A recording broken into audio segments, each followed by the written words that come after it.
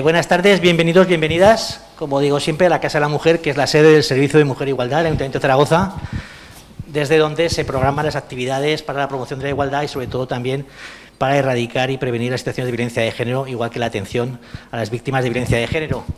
Entre las actividades que se programan dentro de la que es la igualdad, que es la forma de luchar contra esta lacra, tenemos el ciclo de Pioneras del siglo XX, que, como sabéis, estamos en la 5ª edición y que además hoy es la última sesión. Después de haber hablado, como estuvimos hablando, de Alexandra Kollontai, de Emilia Pardo Bazán, de Josephine Baker, hoy vamos a hablar de Hilma af Klint, pintora sueca, de la que nos viene a hablar Nekane Aramburu-Gil. Bienvenida, buenas tardes. Y que paso a presentaros porque de Hilma af Klint va a hablar ella, no yo. Nekane Aramburu es historiadora del arte, es museóloga, es máster en museística por la Universidad del País Vasco. Ha desarrollado investigación, es comisaria internacional de exposiciones internacionales de arte, ha desarrollado investigaciones en el ámbito del género, el medio ambiente, las nuevas tecnologías y el arte.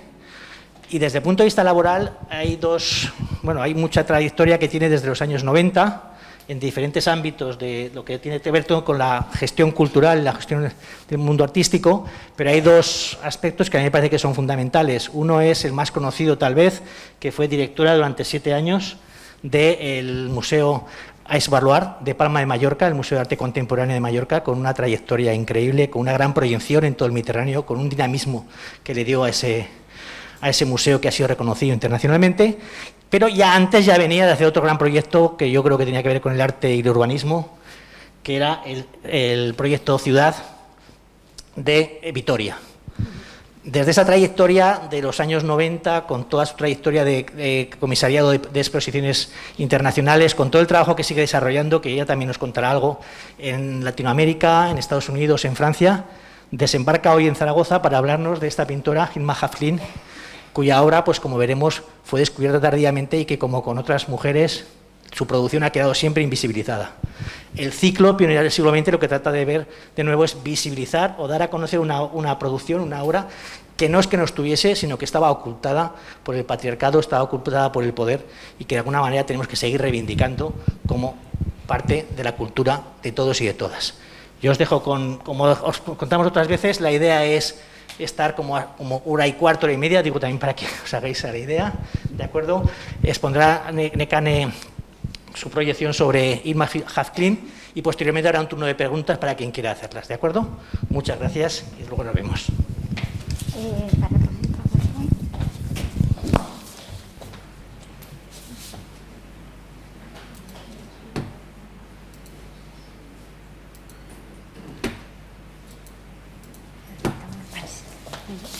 Este es el tuyo. Vale, gracias.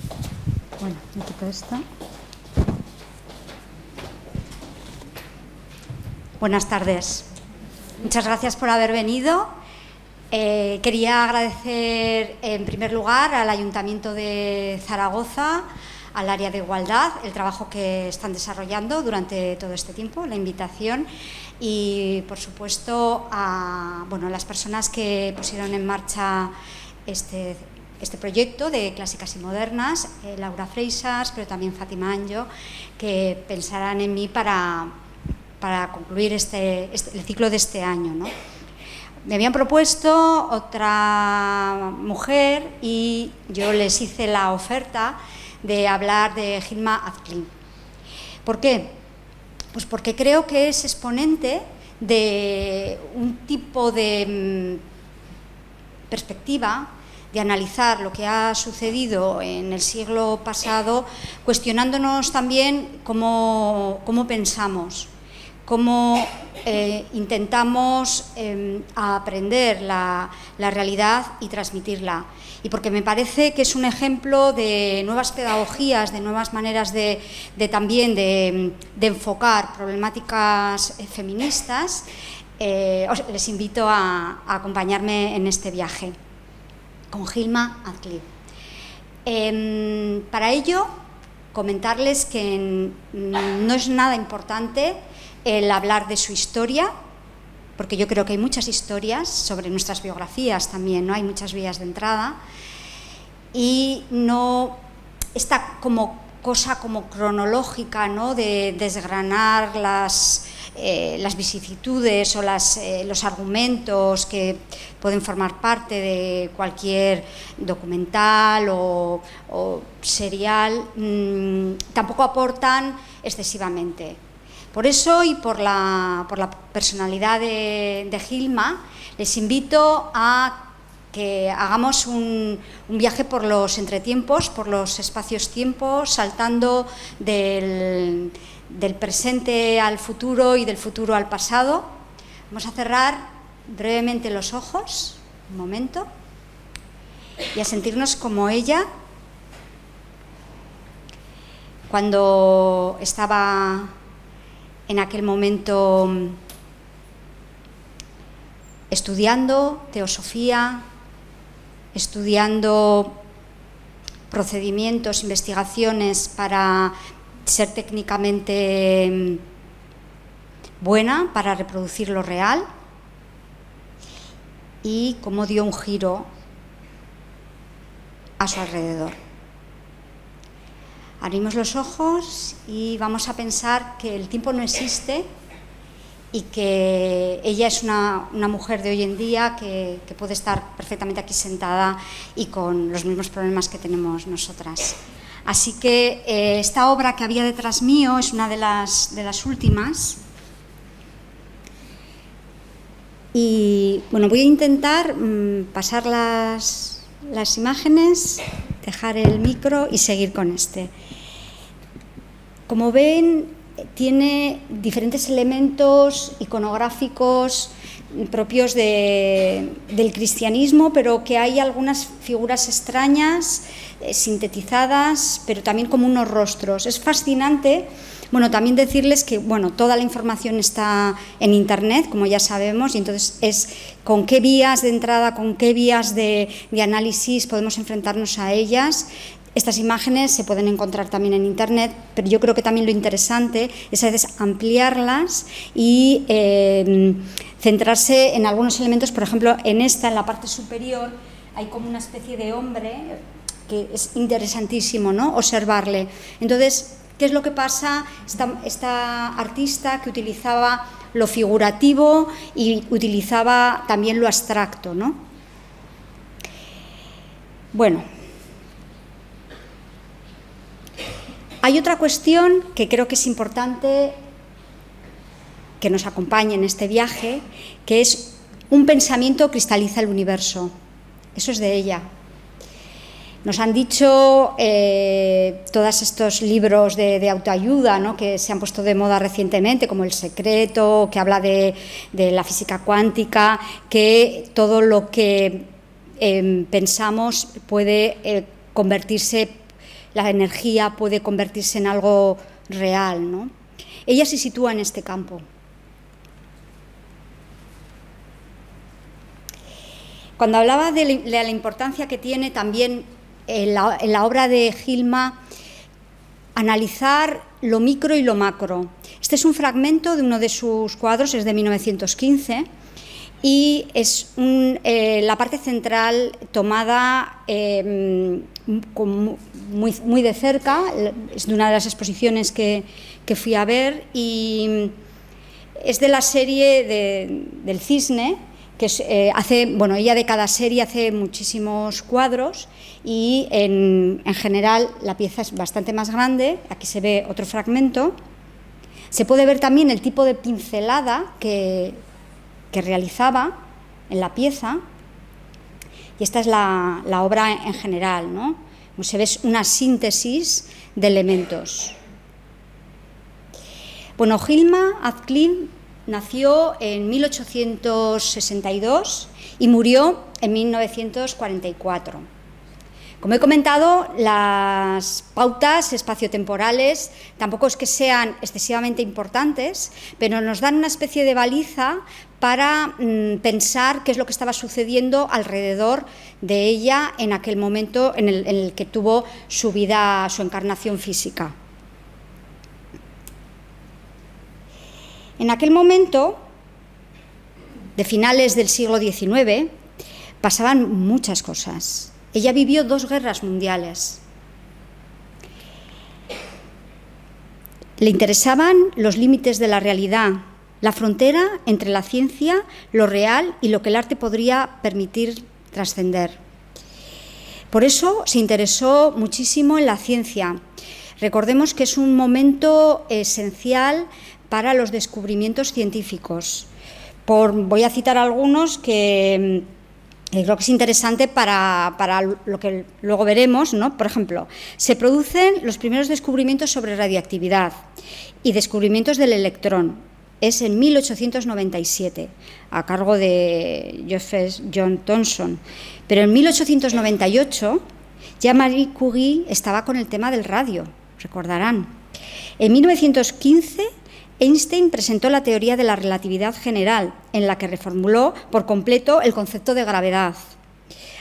Hundió totalmente los conceptos absolutos de espacio-tiempo, propios de la mecánica de Newton, y la introducción, algo en lo que él se esforzó en extenderlo y en popularizarlo, del relativismo en la descripción de la física de la realidad. Esto que digo de la física de la realidad también es esencial para situarnos en el universo Hilma. Hay que tener en cuenta que aparecen también las primeras ideas cuánticas debidas a un físico alemán, Max Planck, en 1900. Y esto se refleja en algo de su obra, porque empieza a hacer, por ejemplo, una obra que se llamó Radio Waves en 1896, Electron Discovered posteriormente, Radioactivity o Quantum Theory en 1905. Hay que tener también en cuenta, por situarnos en ese momento donde se desarrollaba la Hilma joven, que es la época del triunfo de las sufragistas. Hay algunas cuestiones muy interesantes que veremos posteriormente, que es el sufragismo y el espiritismo, porque además también recordarán que a finales del 19 fue el boom de las mesas redondas. Y enlazando con el sufragismo, hay que tener en cuenta que en Suecia, país de donde ella procede, el voto para las mujeres llegó en 1919, en España en 1931. En aquel momento empezaban a expandirse y llegaron al círculo de Hilma algunas ideas vinculadas a la teosofía, que veremos también posteriormente. Y la teosofía era también una especie de refugio para la liberación de la mujer. Hilma creció en un ambiente de la alta aristocracia sueca, procedía de una familia de 6 generaciones de cartógrafos, su padre era almirante, se crió en un palacio y tenía la religión católica y todo esto le rodeaba también, ¿no? Como les decía, no me gusta el que hablemos de una biografía ni contar la historia lineal, ¿no? La historia lineal que la podemos encontrar en la Wikipedia, por ejemplo. Pero sí que voy a dar algunos datos que nos ayudarán precisamente a sintonizarnos con nuestra Hilma. Uy. No va. Ahora. Esta es ella.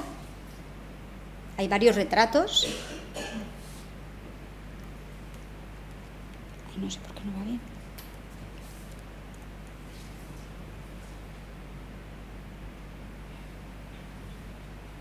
Este es el interior de una casa, también como pueden ver, hay con unas escenas religiosas. Voy a intentar. No va muy bien. Ahora, y esta es un autorretrato de ella. Como ven, el color azul es importante, tiene también una significación.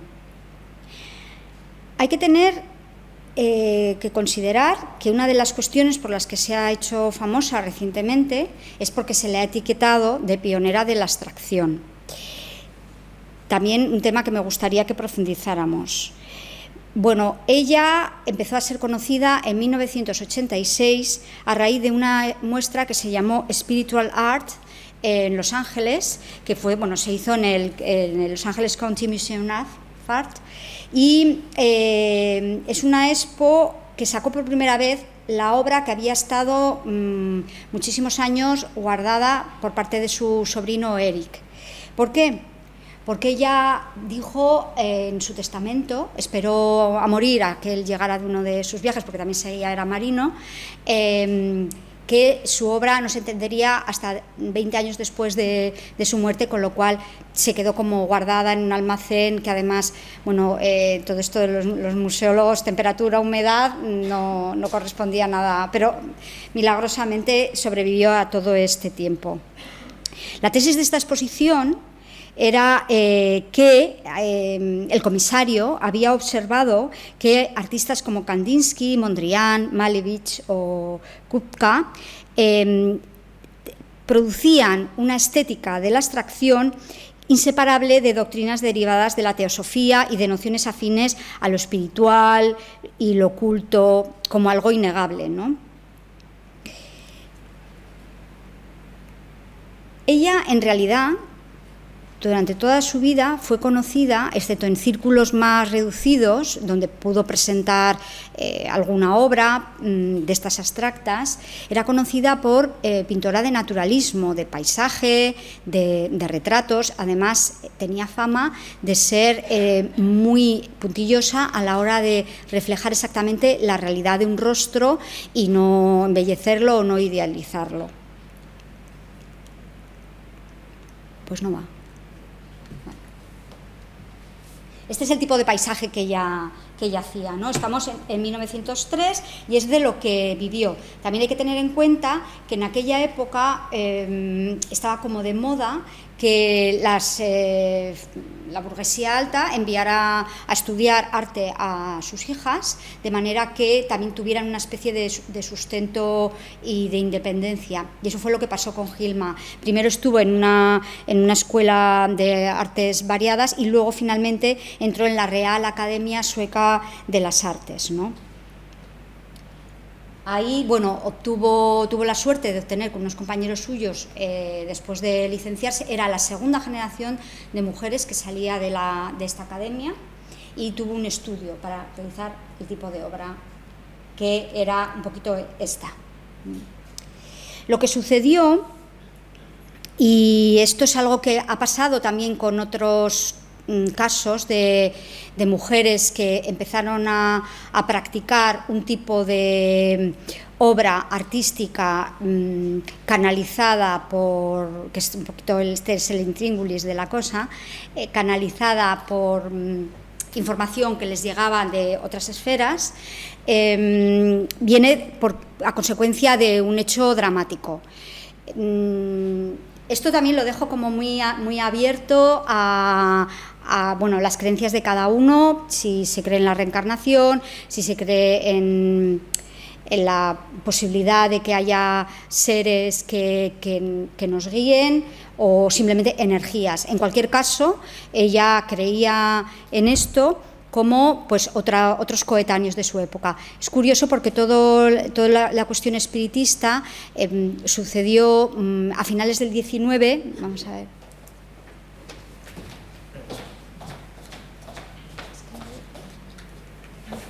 Las pilas. Bueno, sucedió porque se puso de moda.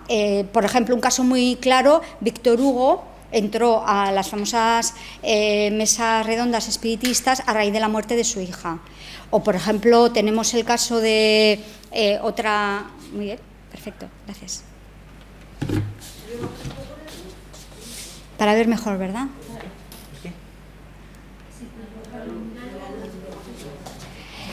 Georgiana Hampton, a raíz de la muerte de su hermana, también sufrió como un shock interior y empezó a recibir información. Es un poco lo que le pasó a Hilma. Su hermana de 10 años muere y ella tiene como un quiebre interior y empieza a recibir información de otras realidades. Mientras seguía vendiendo pintura, naturalista, viaja Hay un momento en el que se ocupa de su madre, enferma, y empieza a profundizar en estudios de filosofía, de ocultismo. En una conferencia conoce a Rudolf Steiner en 1908, posteriormente va a visitarle a Suiza en 1920, y bueno, así un recorrido en el que vamos a llegar también a un momento de obra colaborativa con un grupo de mujeres que, como ella, estaban interesadas en investigar en el otro lado.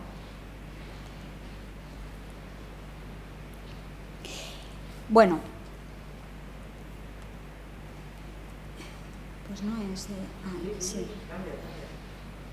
se cambia, pero ha tardado, ¿eh? No sé por qué. Mira, ya está. Hay una cuestión importante también a lo que he citado de por qué su obra permaneció tanto tiempo oculta y el descubrimiento ha sido tardío. Hilma Cliff no entró en los mercados con su obra abstracta, no entró en el mercado del arte ni el galerístico, con lo cual era una obra que no tenía valor de mercado, con lo cual tampoco era preciada en el sistema del arte en el que, por ejemplo, compañeros suyos como Mondrian o Kandinsky, compañeros de época, estaban incluidos. Lo que sí ella hizo, después de varios periodos en los que de alguna manera cerraba series, se involucraba en algunas cuestiones personales y luego volvía a sus series, es que en la etapa final de su vida recopiló todo, tenía muchísimos cuadernos donde intentaba asentar todas estas ideas, toda esta investigación. Después de los 60 años abandonó la pintura y se dedicó a investigar fundamentalmente la teosofía en todos estos cuadernos, ¿no?, donde ella intentaba explicar algo que era fundamental, que era entender el mundo tangible. El mundo que ella había conocido muy bien porque se había criado de jovencita en una isla muy rodeada de la naturaleza. Pues, por ejemplo, estos cuadernos hablan, bueno, pues de flores, de líquenes, pero desde lo que es la propia estructura conceptual de los mismos, ¿no? Ella llegó a hacer 1.500 obras y hay material, trabajos así como tipo de estos cuadernos, hasta 26.000. Como veis, es muchísima obra y que quedó en manos de sus familiares. Parte de este trabajo de investigación sobre lo que estaba sucediendo en la ciencia forma parte de lo que se llamó la serie Caos Primordial. Es una serie de 1906-1907, se distingue muy bien porque son azules, verdes, amarillos, unos tonos como muy vivos para ese momento, y en el que ella hace una progresión ordenada de composiciones. Son 26 bastante pequeñitos, para luego los formatos más grandes que utiliza, lienzos, y que vienen a ilustrar el nacimiento del mundo y las dualidades. Esta cuestión de la dualidad es importante porque además va asociada a la teosofía. Vemos aquí algunos más y, bueno, voy a centrarme en esta cuestión de poder tener algunas claves para empezar a entrar en su trabajo. Creo que es fundamental entender las formas de Hilma, que son formas abstractas, que podemos identificar como flores, ovarios, signos esotéricos. Los formatos, porque como he citado anteriormente, pueden ser formatos pequeños, pero pueden ser formatos muy grandes. Las maneras, cómo ella aborda la creación, es decir, hay un momento, todos tenemos, bueno, los que hayan estudiado arte contemporáneo, la imagen de Pollock trabajando en el suelo, ¿no?, tirando la pintura. Ella también trabajaba en los grandes formatos, situándose encima de la obra y desde el suelo iba pintando.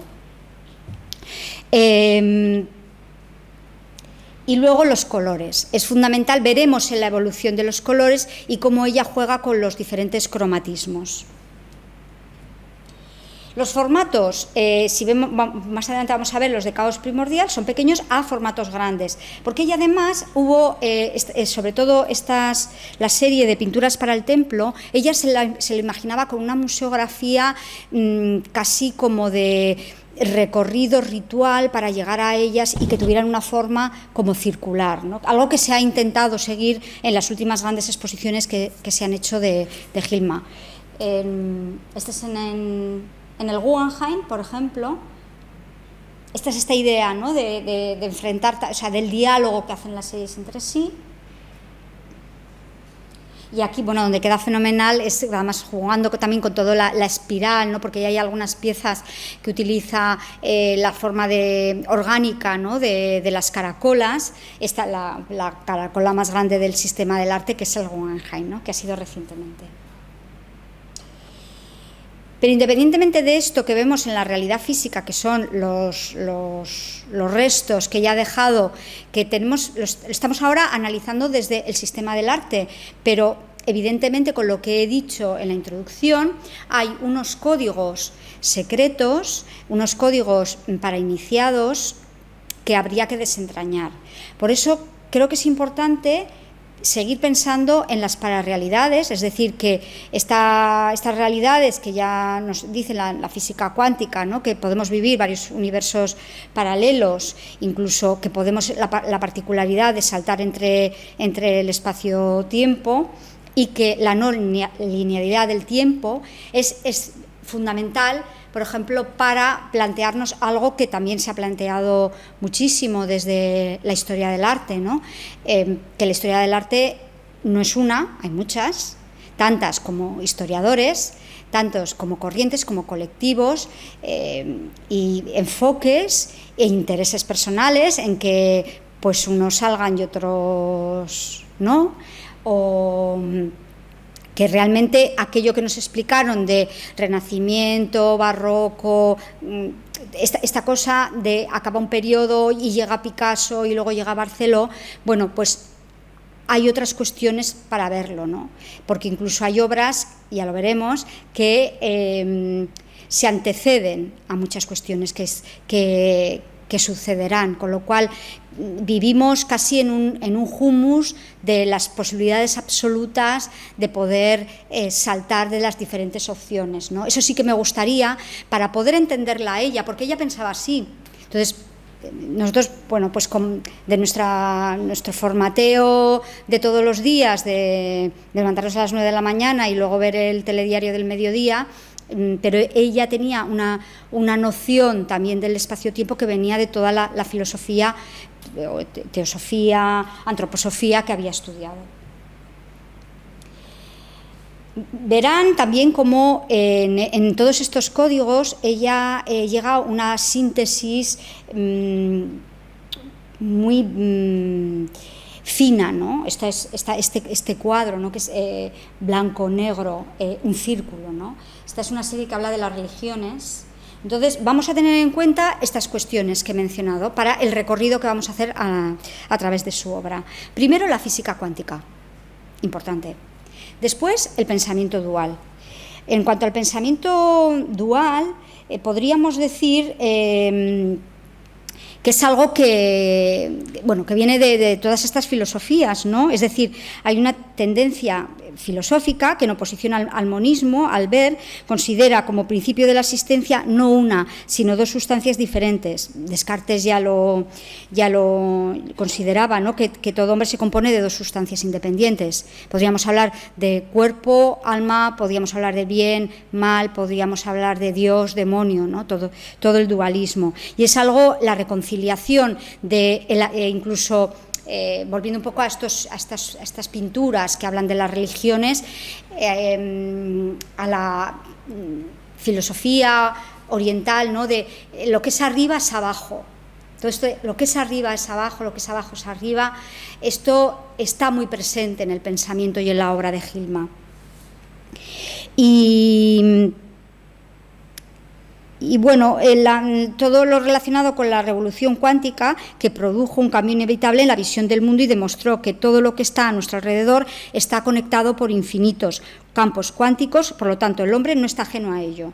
Y eso es algo también que es el trazo que la conduce, ¿no? Esto que os comentaba, ¿no? de el arriba abajo, esta es una serie importante que pertenece a las pinturas del templo. Y bueno, estas son como dos personajes históricos que influyeron mucho en la construcción de la investigación interior de Hilma. Por una parte, Elena Blavatsky, como saben ustedes, ella fue impulsora de la teosofía, ella era rusa, pasó la teosofía nace en Nueva York, pero se desarrolla en la India. Ella tiene diferentes publicaciones donde, aparte de las escuelas teosóficas que hay en todos los países, estamos hablando también de por ejemplo, que escribió una de sus obras clásicas en 1888,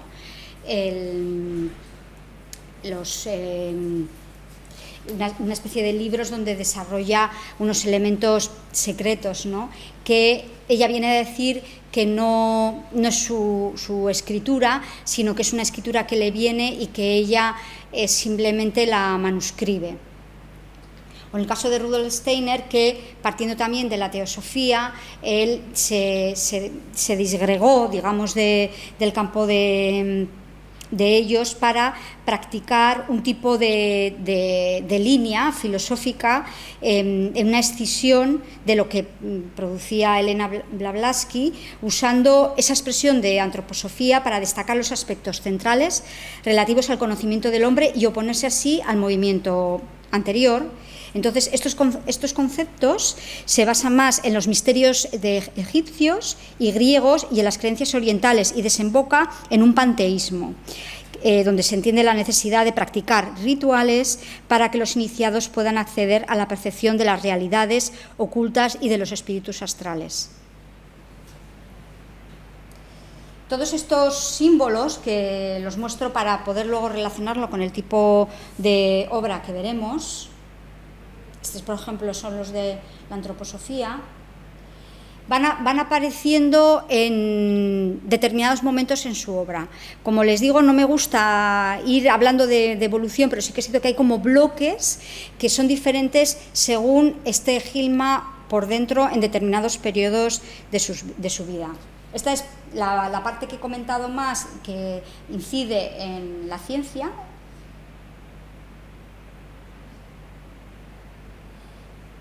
Se puede ver, ¿no? Casi podemos intuir, ¿no? Esas corrientes de radiactividad, de átomos.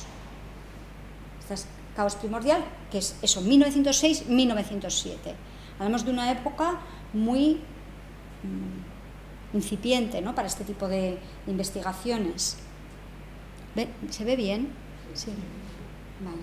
Esta es una obra que vendrá luego, donde ya se ven que incorpora algún tipo de como volúmenes humanos, pero me interesa que hablemos del grupo de las 5, porque el grupo de las 5, además de que ellas hacían obra colaborativa, surgió porque Hilma, este es uno de los altares. Ella con otras 4 amigas, Anna Cassel era compañera también, artista. Además, gracias a Anna Cassel pudo disponer de un estudio que pintó allí durante bastante tiempo en una isla, que fue como su estudio, y Anna, bueno, tenía una situación económica muy buena y le ayudó. Y bueno, ellas los viernes se reunían para hacer espiritismo. Antes habían estado en otro grupo que se llamaba Edelweiss, pero se separaron, y las 5 se reunían para la famosa mesa redonda para conectarse con seres descarnados. Una de las cosas que sucedían en estas reuniones es que ellas hacían ejercicios conjuntos de escritura automática con lápiz. Y esta escritura automática, que era colaborativa, fue mucho anterior a aquella escritura automática que hacían los surrealistas años después. ellas, bueno, citan que venían a visitarlas 5 personajes bastante conocidos de la vida esotérica, que son los llamados altos maestros, que los identifican, cualquier libro especializado los menciona, ¿no? Entonces, este tipo de patrones abstractos que ellos les guiaban, lo manifestaban por símbolos. En una de estas reuniones reciben un encargo de hacer unas pinturas que llaman las pinturas para el templo. Y de las 4 amigas, la única que decide ir adelante es ella. Hay que tener también por ejemplo, la Teosofía Blavatsky, que empezó también con la línea espírita, hay un momento que lo dejan. Y también sucedió un poquito en el grupo paulatinamente, y esto lo veremos en algunas frases y escritos de Hilma, como paulatinamente va abandonando, digamos que la relación con el más allá, y se centra en otro tipo de canalizaciones que no son tanto del mundo de los muertos, cosa que pasa también cuando se separa la teosofía y la filosofía espírita. Este es el tipo de dibujos que hacían. Y esto, bueno, vamos a hablar de las pinturas para el templo. Voy más fatal de tiempo. Bueno, los altos maestros le dijeron de producir este tipo de obra, y entonces en esa sesión, que fue en 1906, ella decide ir para adelante.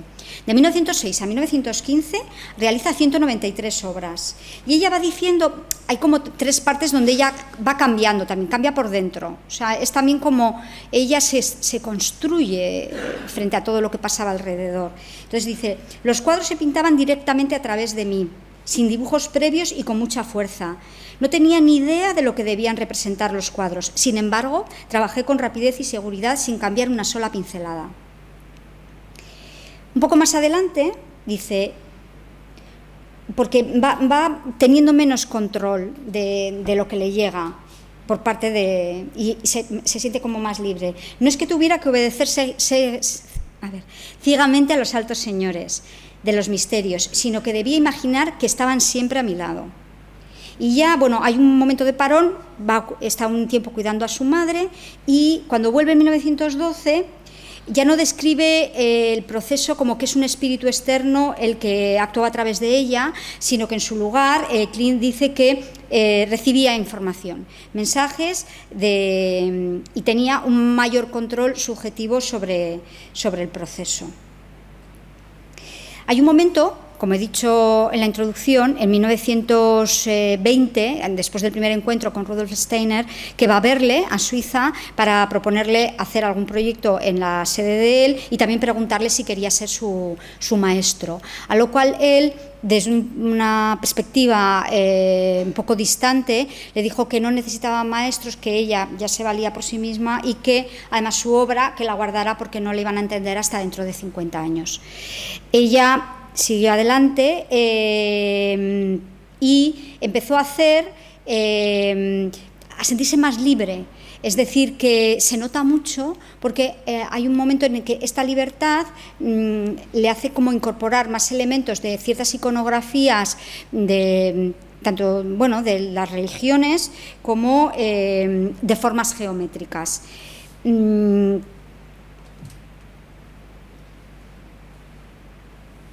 Se ve en esta evolución, vamos a hacer como un paso rápido.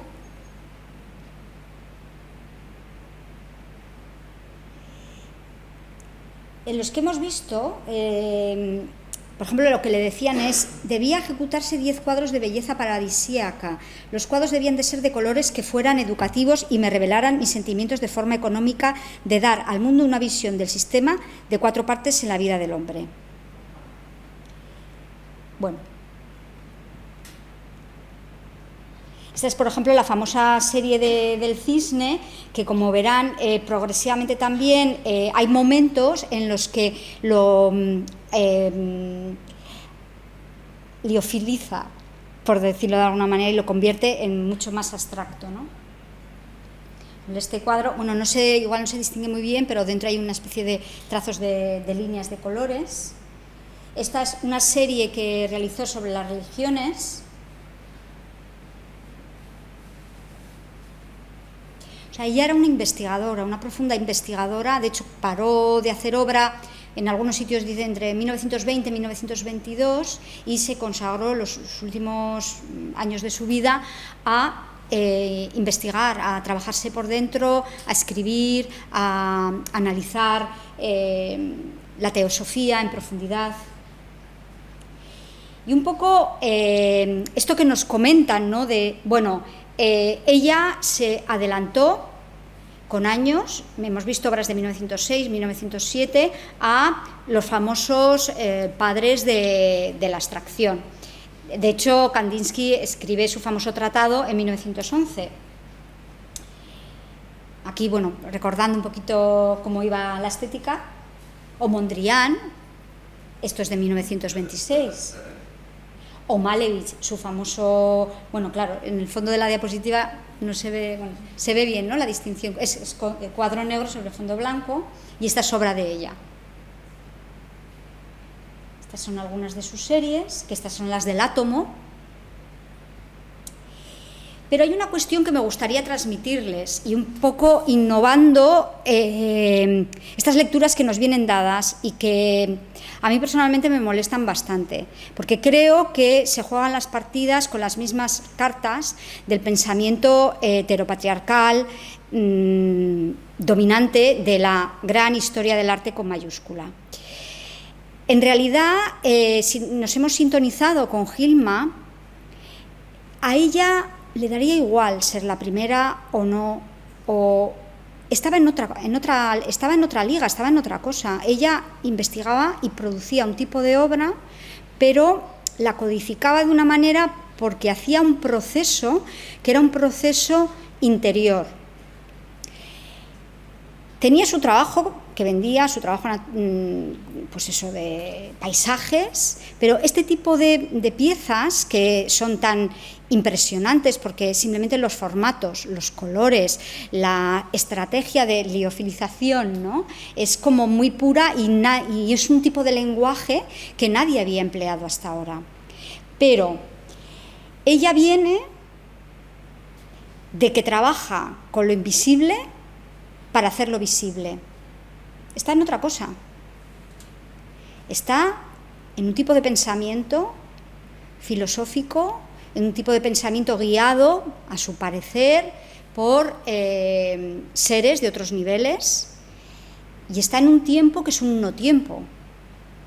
Sin embargo, la abstracción de los señores abstractos es ellos van de lo real, de la flor, a la abstraen.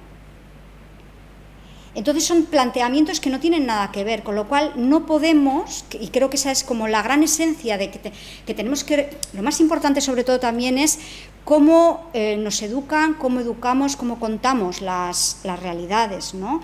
Que ella tenía una situación que es una situación que necesitamos tener unos códigos que no son los códigos que nos han dado hasta ahora. Creo que eso es esencial. Podemos ver un poco cómo vuelve, hay un momento que ya vuelve a meter aquello que dominaba, que era la figura realista, o no, este es de 1907, de Truth, aquí es también 1915, esta es una serie muy amplia, no es fácil verla y la he escaneado de un libro. ¿Ven? O sea, en 1914 volvemos un poco a lo de los cisnes, pero cómo los concibe, ¿no? Esta es en 1915, a ver. Y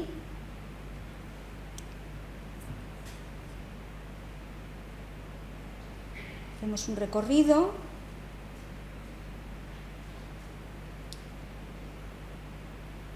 Estas son obras como más tardías. Entonces, sí que es cierto que lo comparamos y hay evidentemente algunas cuestiones que nos chirrían, ¿no? O por ejemplo, bueno, esto es Gilma en 1916 y es Joseph Albert en 1971. pero también con las etiquetas que nos han enseñado que tiene que tener la gran historia del arte. O esto es Paul Klee, 1928, y esta es ella, 1920. O esta pieza que se distingue bien, ¿no?, cómo hace este retrato, y a Warhol, o sea, también por eso se le dice, no, es que hay en algunos momentos que puede ser pop, ¿no?, pop art.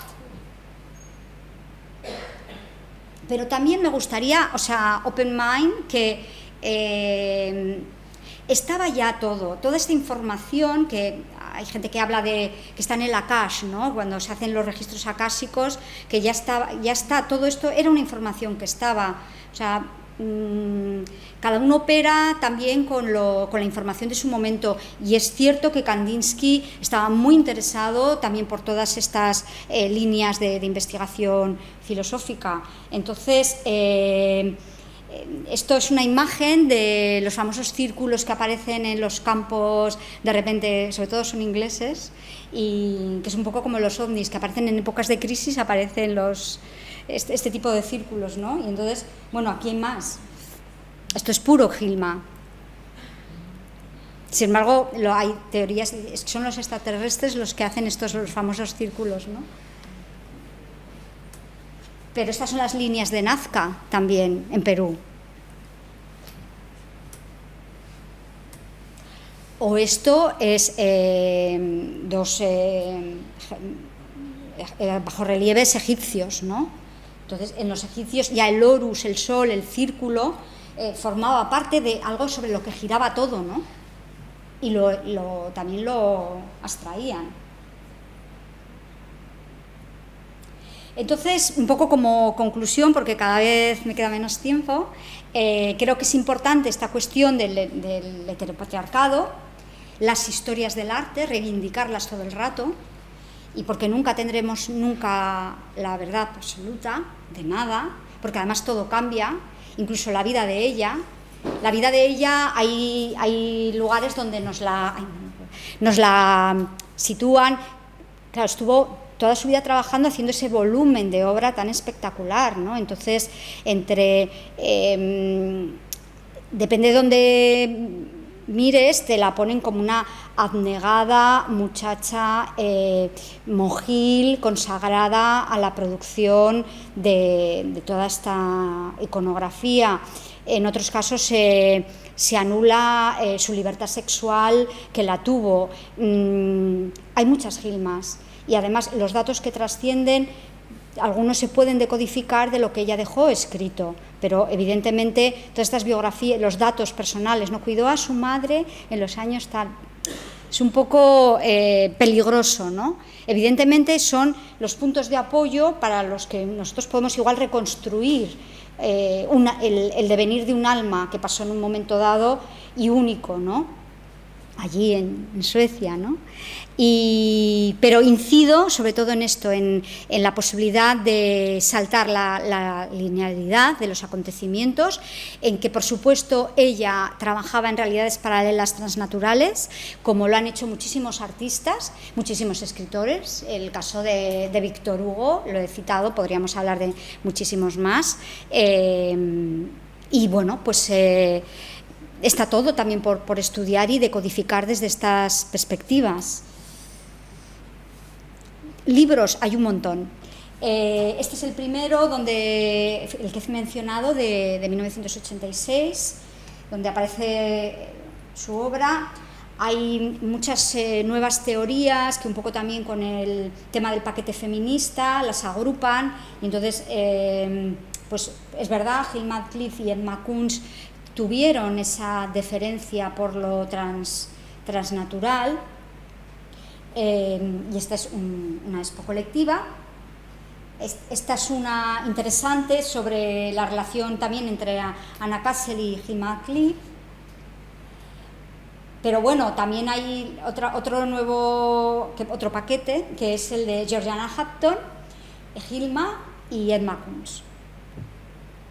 Es curioso, al decodificar la manera en las que ellas, con sus propios métodos y sus propias herramientas de descifrar las diferentes capas de circunstancias del mundo tangible y del mundo intangible lo abordan. Y como, por ejemplo, en el caso también de Georgiana Hampton, lo explica también mucho, ¿no? Pero lo explica como muy detalladamente. Y hay una cosa muy interesante que bueno, me gustaría que luego quizás en la charla lo abordemos, pero parece ser, y esto también es otra cuestión a abordar en el famoso análisis que hay que pasar por el bisturí de pionera de la abstracción, es que las personas que trabajan en la mediunidad afirman que los muertos no se comunican con frases.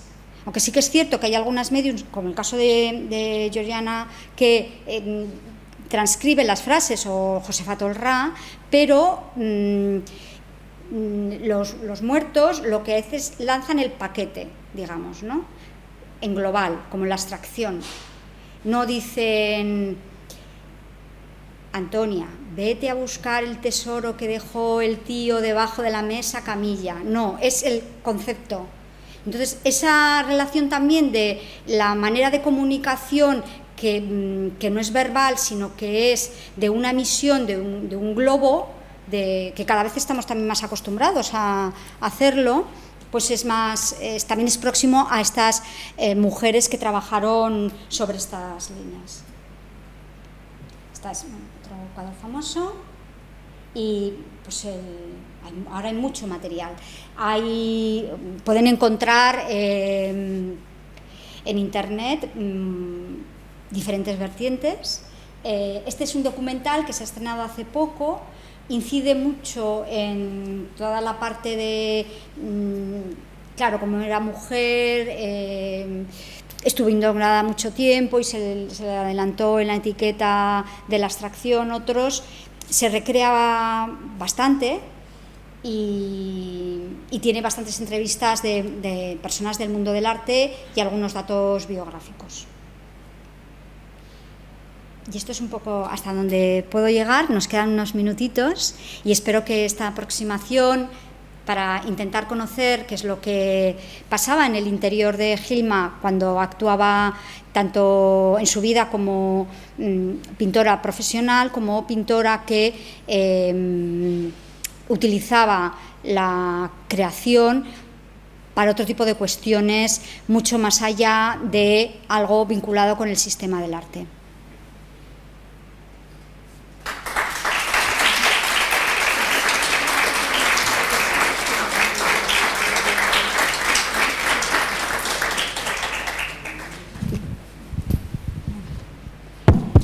Muchas gracias, Nekane. Tenemos, la verdad es que sintetizar más de 1500 obras y todo el trabajo que hay detrás en el pensamiento y en la obra es difícil en tan poco tiempo, ¿no? Tenemos ahora unos tiempo para que puedan hacer preguntas, para seguir profundizando en algunos de los temas de Gilma.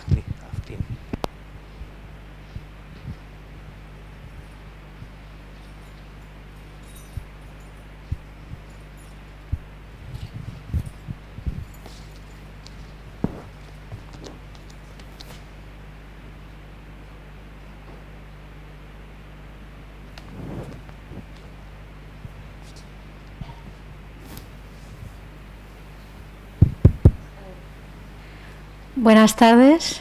En primer lugar, gracias por la conferencia y por la información que nos has aportado sobre esta pintora.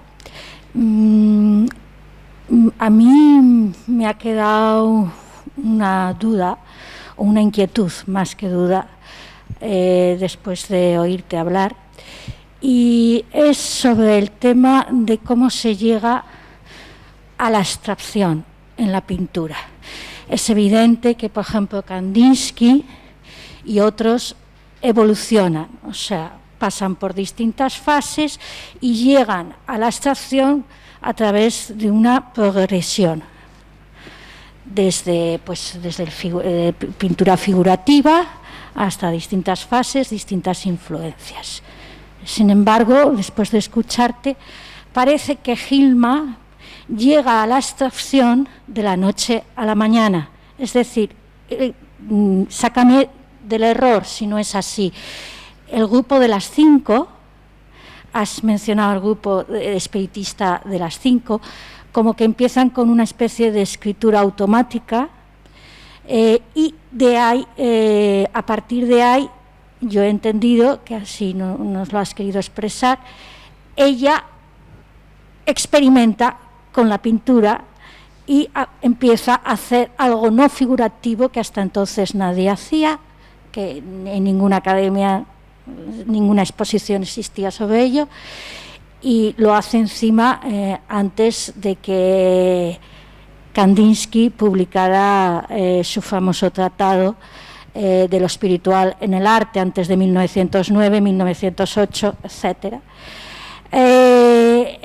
Entonces parece como que es ex novo, o sea, parece que su llegada a la abstracción parte de la nada, no parte de una evolución personal, y parece que todo nace de ese congreso espiritista, etcétera. Esto es un poco, sácame del error si no es así, lo que yo he entendido.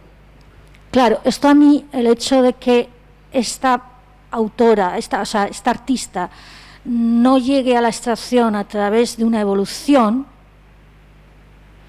me hace pensar si no hay algo, aparte de toda la documentación que ella y toda la reflexión filosófica que haría, si no hay también un problema de esquizofrenia, sobre todo cuando ella misma relata en sus cuadernos que le viene de un mandato, le viene de que ella pinta lo que pinta, porque hay unos espíritus, hay una voz, hay unos mandatos, unos grandes maestros, llámales como les quieras, que le van diciendo lo que tiene que hacer. Entonces, claro, esto a mí me suena a esquizofrenia, a un tipo de trastorno de la personalidad, que igual es lo que hace precisamente que de un momento, de la noche a la mañana, pase a ese tipo de pintura abstracta, nada más. Bueno, pues gracias por la pregunta. Has dado en algunas de las cuestiones claves en torno a este tipo de artistas, no solo el caso de Gilma, sino algunas otras con las que he mencionado. De hecho, hay algunas teorías que dicen que podrían entrar más en el paquete del art brut, que es donde se sitúan a los que están un poquito para allá, que en lo de una artista pionera de la abstracción. Yo creo que no tenemos que situarnos precisamente en esas pautas, ¿no? Ni todo es evolucionista, ni todo es del otro coté. Podrían ser ambas cosas, por también la dualidad, podrían ser ambas cosas. Sí que es cierto que hay un momento en el que las compañeras de las 5 le dicen, es que se te va a ir totalmente si sigues en esto de que el guía es el que... Pero ella lo pone por escrito, o sea, lo que he leído es lo que ella deja por escrito. Es una mano que estaba guiada por otros seres, te lo creas o no. Hoy en día podemos ir a consulta de cualquier también médico que trabaja en estas cosas cuánticas y te puede curar pasándote unos imanes. Entonces, en el campo que hablamos, que es en el campo del arte, ella por supuesto no tiene una evolución. Hay dudas de algunos estudiosos, sí, porque hay un momento en el que coinciden Kandinsky y ella en una exposición en Estocolmo, y ella tiene su paisajito y él no se sabe qué tiene, pero que han podido coincidir. Que existían reuniones donde evidentemente las corrientes de la abstracción pudieran estar comentadas, porque ella evidentemente no era como otro tipo de artistas más vinculadas al art brut, que han llegado pues porque han sufrido un proceso de esquizofrenia, han acabado en un hospital, y entonces llegan a este tipo de obras parecidas, que también voces que les guían y todo eso. Ella procedía de un sistema del arte muy cuidado, de hecho ya he mencionado que estaba becada a tener un atelier con otro grupo de artistas, y igual habrían llegado esa información. Eso no se tiene rastros escritos, con lo cual también como historiadores no podemos referirnos a ese dato. Entonces, lo único que se tiene constancia es en sus cuadernos lo que ella escribe.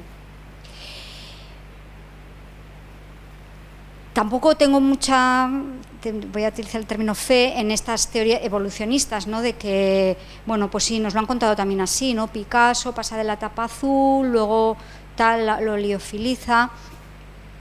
Creo que, bueno, que es toda una información que también está y unos gestos naturales en el caso de los más artistas, que se enfrentan a hacer una obra refrendada por el sistema del arte y que además, bueno, pues sí, en el caso de los impresionistas, que se pasaron un poco y decodificaron tanto lo real, pues montaron el Salón de Refusé, ¿no? Pero montaron un salón, ella no, ella se quedaron los 1000 cuadros en el desván de la familia, del Eric. No era lo que ella buscaba. Estaba en otra cosa. Entonces, ahora lo que pasa es que la estamos estudiando desde nuestra perspectiva de formateadas del sistema del arte, del mercado, de las exposiciones. Evidentemente, el mundo es mucho más complejo. Por eso he intentado aproximar a la complejidad, porque ella además hay una cosa también muy interesante y que no se habla, y es otra de las cuestiones que se ha formateado en el sistema del arte al artista, es que siempre tiene que ser brillante y tiene que hacer como una obra que además capaz de que su galería la vendan. Y ha habido artistas que de repente hacen clock y no hacen obra. Un caso es Oteiza, y ella hizo igual. Ella en el 22 dice, se acabó, me dedico a la teosofía, guardar lo abstracto. También hay matices de su vida que se intuyen, que hay gente como que le da una vuelta y lo explica quizás de otra manera, pero pues qué pasó, cómo se sintió cuando fue donde, pues eso, el gran patriarca de la antroposofía y le dijo, búscate tu maestro, ya tienes, no me interesa exponer tu obra y además guárdala 50 años, no 20.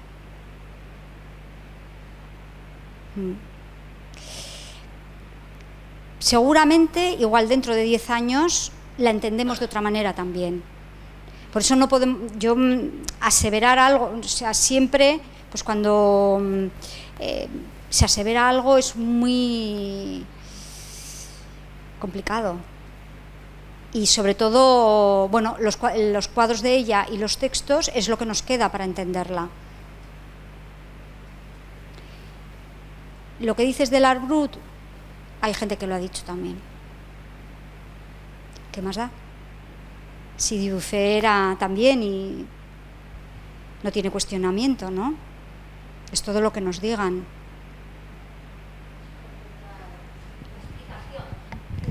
Sí.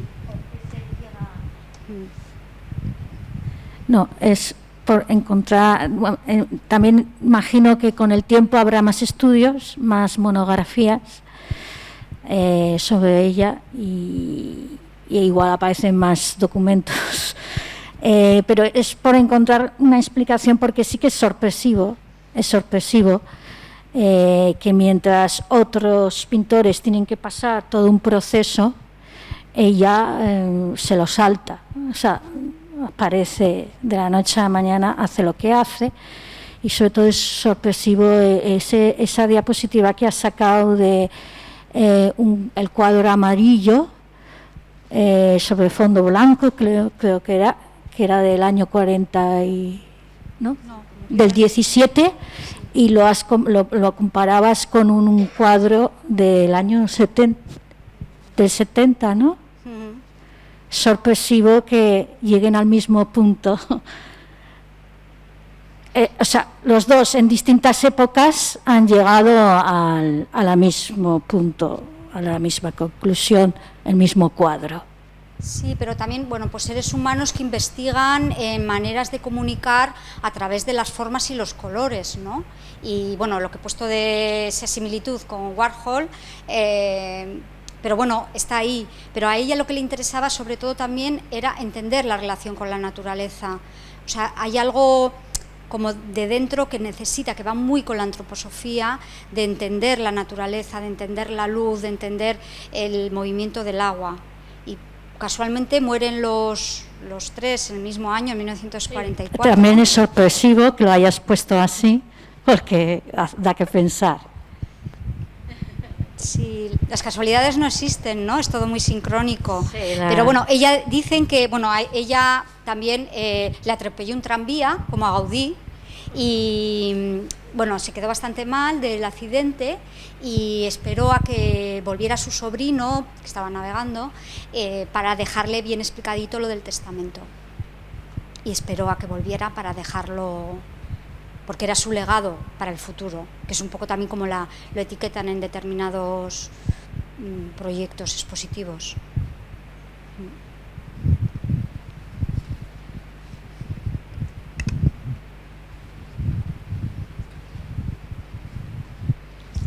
Hola, yo quería también agradecerte la charla en primer lugar y luego creo que has expuesto muy bien que era un personaje muy complejo y que no se puede estudiar de una manera muy lineal, ¿no? Y que también has dejado claro que no le interesaba mucho ser la primera de nada. Pero a mí me parece que igual sí que convendría reivindicarla, porque cuando se estudia el arte abstracto, que yo un poco lo que había leído era que trataban de explicar sentimientos y emociones a través de figuras que no eran lo que era el naturalismo, no piensa nadie, quiero decir, en esta autora que verdaderamente fue pionera. Entonces, de cara, no sé, un poco a la docencia o a lo que se explica en los colegios y en los institutos, es que pasa totalmente desapercibida.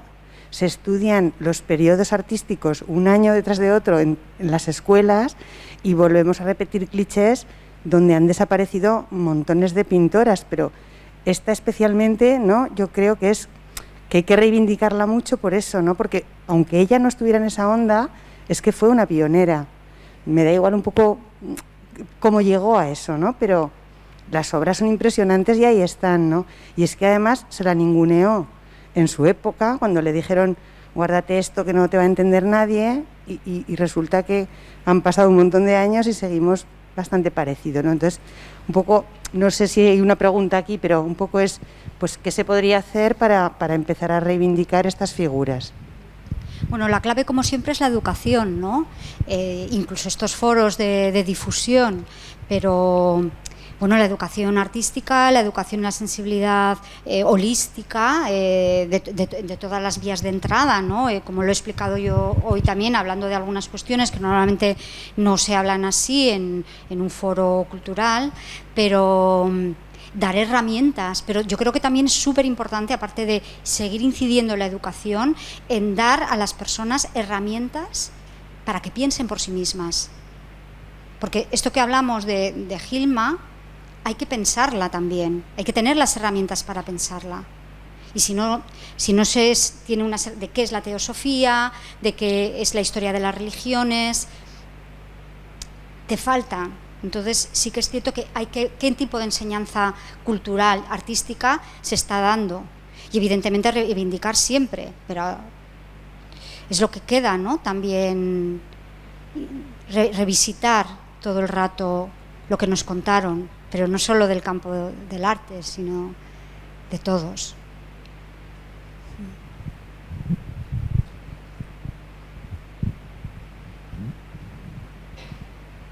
Bueno, pues muchas gracias por el interés y espero que, bueno, que a partir de ahora vean a Gilma de otra manera y seguir también, que al final, bueno, la educación pasa porque luego cada uno va contándolo a otro, ¿no? Entonces también el apostolado, que es algo muy de estas corrientes religiosas, bueno, pues ir transmitiéndolo para que se sepa y para que la gente tenga eso que comentaba, ¿no? De herramientas para decodificar lo que ha pasado no hace tanto tiempo. Gracias.